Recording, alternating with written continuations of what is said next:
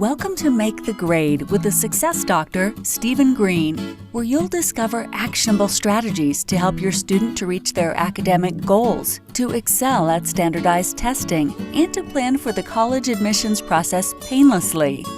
And now, here's your host, Dr. Stephen Greene. Hello, Steve Greene, the Success Doctor. Hey, can you hear the ocean?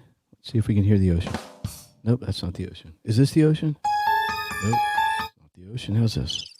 Oh, that's kind of the ocean. Why am I talking about the ocean? It is almost summertime. Congratulations. If you're a student, and really if you're a parent, especially this year, and you made it through this school year, you really deserve a break.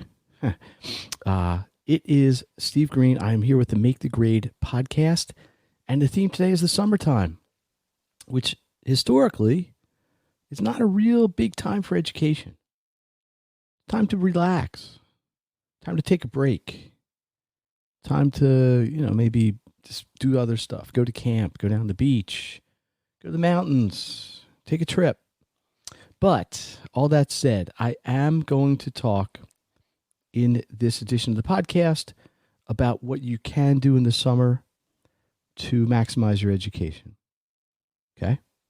Why? Because it's important. And one of the big things you hear talked about a lot this time of year is avoiding the dreaded, I guess you want to call it dreaded, summer drop-off. We don't want that. We don't want to get to where you are in June and then lose a third of it. So in September, you got to pick it back up. So, theme for today. What can you as a student do or as a parent do for your child to get value out of the summertime, but still have a summer, still take a break? And this has been a wacky last 3 months. We are sort of kind of coming out of it. I mean, where I live, we're just kind of going into what they're calling code yellow, which is a little bit less than lockdown. Everybody's been on virtual schooling. I don't need to recount all this. It has been talked about ad nauseum, including in my own stuff sometimes, because that's what we had to do to get through it. But for the summer, let's talk about this. Here are some things you can do. Number one, and there are going to be 6 of them, okay? Going to be 6 of them. So, here we go. Number one, got this. Summer course remediation. What does that mean? Remediation means to fill in holes, fix things. So the course remediation would be, let's say you took a class, and there could be a lot of reasons to do this. You took a class and it didn't go so well, or you just were overloaded, overwhelmed, just wasn't going. Or maybe in the last 3 months, since the middle of March when you had school, you just didn't cover the material you needed. What we can do over the summer is go back, look at that class, and plug all those holes. Remediation. So for example, maybe you had an algebra class and you just wasn't where you needed it to be. Grade-wise, content-wise, understanding-wise, you name it. We go back and take a look at it, plug all those holes. It doesn't have to be a 50-hour project. I've had students over the last 20-something years, we do 2-3 hours just to get you solid. Can be on any subject, a lot with reading, a lot with math, a lot with science every year. So, that's one thing you can do.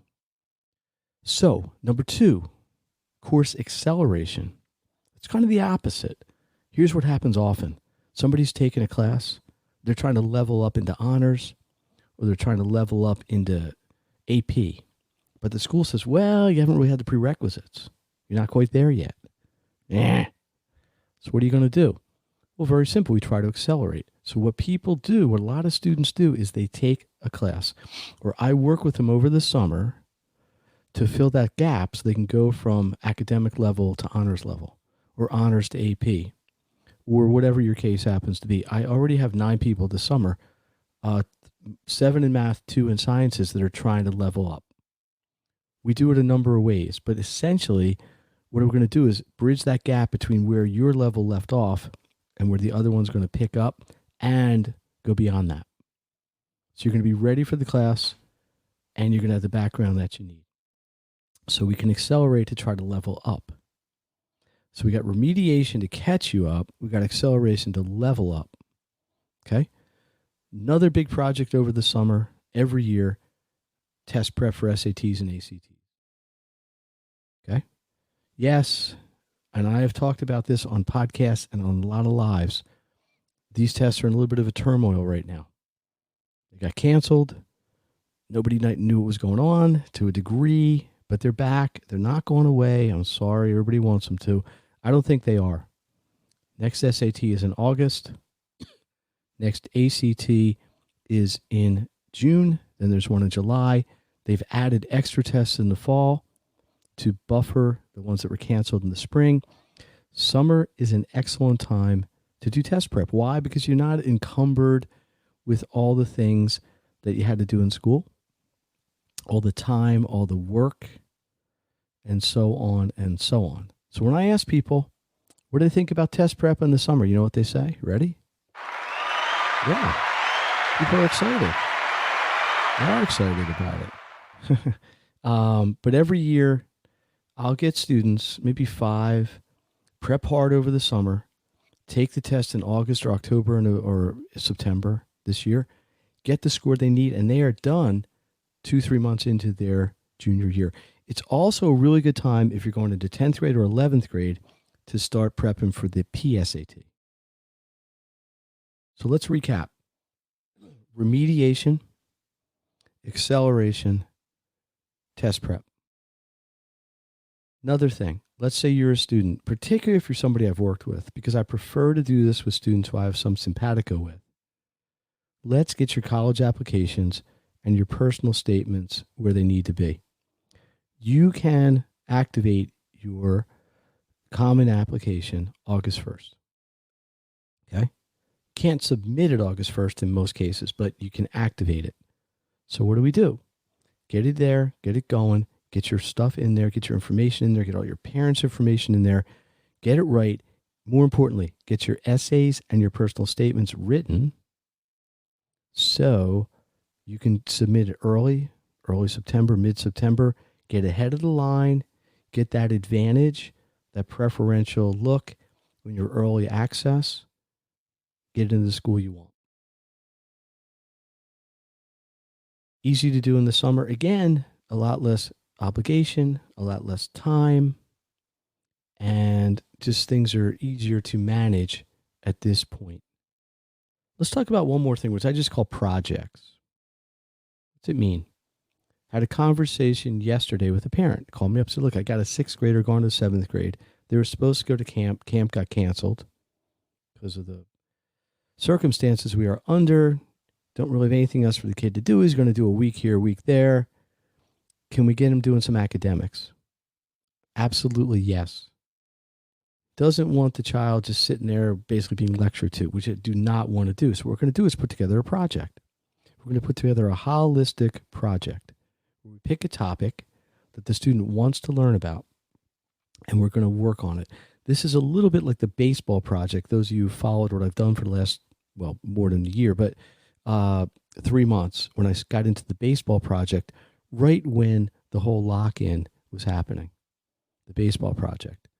But it's a holistic idea. So we're going to combine math, science, writing, history, maybe even some foreign language with technology, because it's all going to come together either a PowerPoint or a Google slide or something like this. And we're going to work on something that the child wants to do. It can be fun.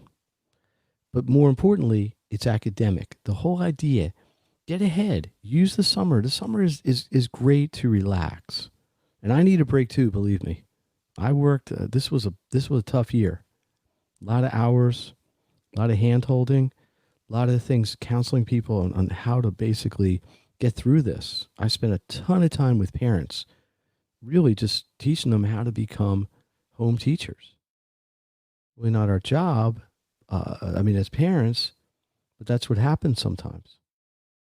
And that's what we need to do. We got to do what we got to do, right? So as things normalize and we're going back, we got to use the summer to get back and get strong with where you were. Okay? And this is what we're working at. So let me just review. This one's going to be real close to the point. What can you do in the summer? Number 1, course remediation. Let's go back. Let's review your courses, get you strong, plug holes so you're ready for September. Start of school. 2, course acceleration. Okay?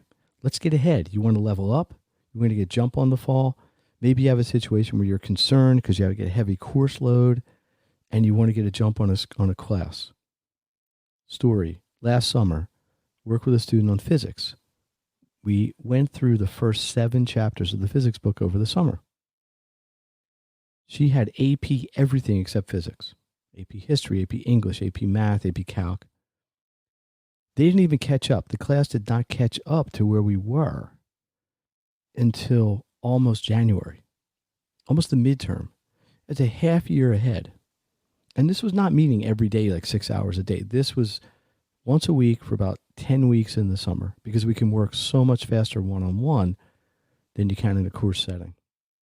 So remediation, acceleration to level up, test prep for the SAT and ACT again. Yep. Oh, yeah. If you're going to be a senior, let's start getting your applications, your essays together. And if you just want to get creative, we got some projects we can work on. So the Make the Grade podcast, this is about taking action. This is about having a plan to maximize your education and to take everything to the next level.